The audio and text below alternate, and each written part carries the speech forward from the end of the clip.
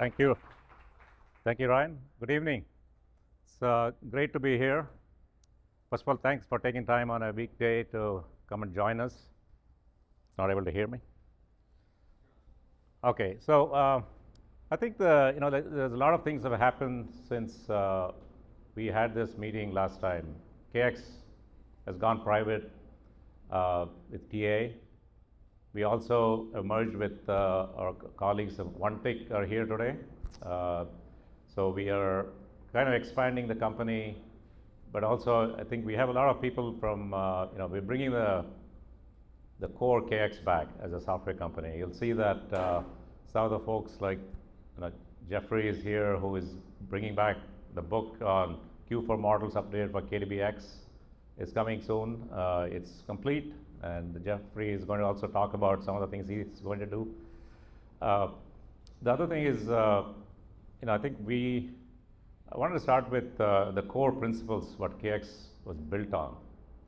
This is kind of like, if you go back to the year we started was, we always say this, in 1994, started in Silicon Valley when NVIDIA started in 1994. It was all about performance and simplicity and being able to get feedback and build this with the community. I think somewhere along the line we lost that to some extent.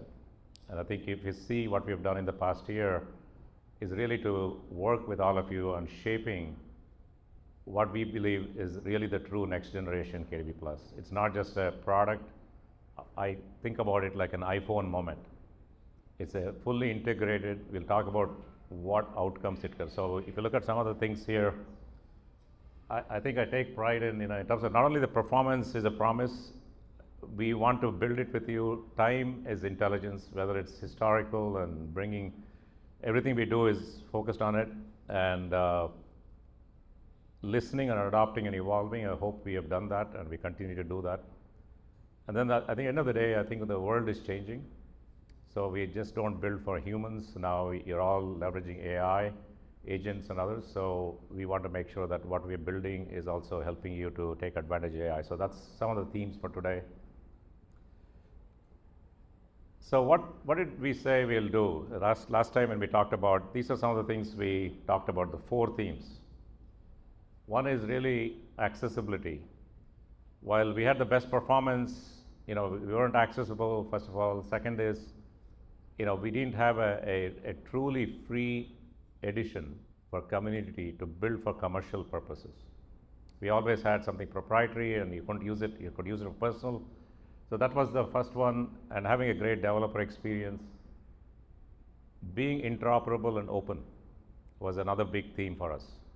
We said not only, you can deal with KDB+ and data what you have, but also supporting things such as Parquet and Iceberg and being able to interoperate with everything else you have. So that was the second theme. The third is, as we change AI, we always have supported machine learning and for structured data, supporting deep learning, and now with generative AI, you wanted to bring that together. So it's a dual mode. And then the last is modularity. So when I talk about iPhone, it's truly more like an app store. So you can actually repurpose your code and be able to use them as modules, and we provide you modules, and everything we do is going to be delivered as modules. So that's something which we have released as part of the tech preview. Hopefully many of you have tried that and then be able to share. So those are 4 things what we said we'll do. And so where are we on this? So I think when I look at the 4 things, pretty much in starting with accessibility, we talk about developer center.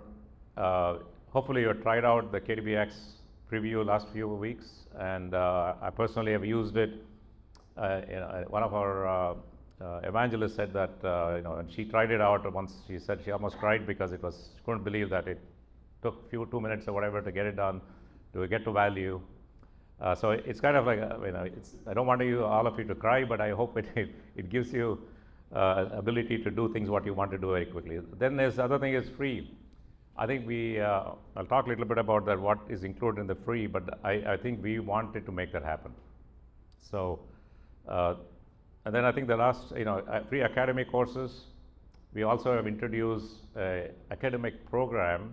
So we have made it available to many of the universities And I know Nick is here, and Carnegie Mellon is already using, and they're a reference. So we are now at Imperial College and Cambridge and MIT and Princeton are all using this, right? We are making it available to every university. The PhD students, the quants are using this. So we wanted to build a bigger community who's using this. So we have made that. I think we have taken your input. The second is interoperability. You'll see that Parquet support just came out, and we are doing a lot more around it.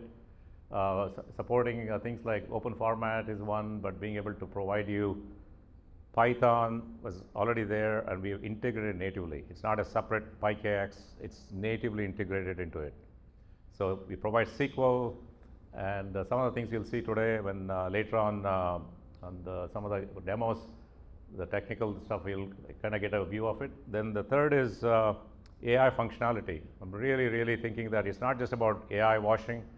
We brought AI for both structured and unstructured together in a dual mode. And also we are taking advantage of GPUs, and that's why NVIDIA, who is a partner, is here. We'll demo that later on. Nataraj will show you. We are running 200 times faster most of the QSQL queries, 200 times faster.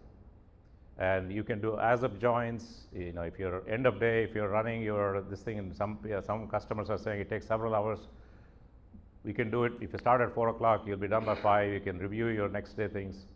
These are all GPU enabled, and that's only getting started.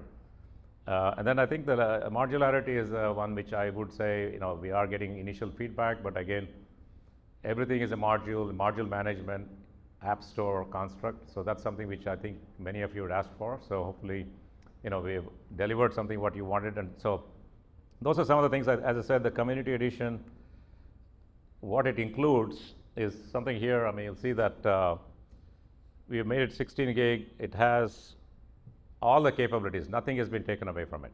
So there's no difference between the community edition and the actual commercial edition, except for the memory. And you know, the last line is the most important one. It's both for commercial use and personal use. People, you know, have asked for that. Startups and everybody else can use it. No restrictions. It's almost like a forever license and academic use. And then, of course, we'll have a paid version, which basically will have full capacity support from us, and you know, a lot of other modules and others. So that's part of this. And today, I think I wanted to announce the GA of KDB-X, November 17th. So this is something which our team has been working on hard. I really thank our team, you know, working a lot of hours, getting feedback. And also, the other last part is, you know, transparency. I think people say that we don't provide pricing. So I just put a teaser in here, which we'll have on our website. You'll be able to say, like for example, 32 gig, what does it cost based on the configuration, starting at $1,800 per month and a list price. I guarantee you that if you add up every other vendor time series database, the streaming and analytics and everything else, nobody even comes close, even at a list price. So we want to be transparent on it. That is the community feedback. So we are going to do that, announce, share everything transparent. So again, thanks for the feedback all of you have given us and helping us shape this. And I'll be around after this, and I'll join the panel. But I'll invite, thanks again for joining, and I'll invite our next speaker.